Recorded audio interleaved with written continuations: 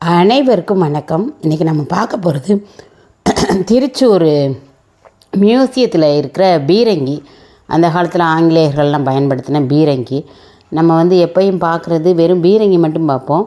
இங்கே அதுக்கான குண்டுகள் கல்லில் நல்லா உருண்டை உருண்டையாக செஞ்சு வச்சுருக்கிறத பார்க்குறோம். இது மர வண்டியில் பீரங்கி இருக்கிற மாதிரி இருக்குது. கல்லுலாம் முன்னாடியே வச்சுருக்காங்க. எவ்வளோ கல் இருக்குது பாருங்கள். இது அந்த பீரங்கிக்குள்ளே இப்படி வச்சு, பீரங்கி மேலே ஒரு துவாரம் இருக்கும். அதில் வெடியை வச்சுட்டாங்க அப்படின்னா வெடி வெடித்து இந்த கல் போய் எதிரிகள் மேலே விழும்.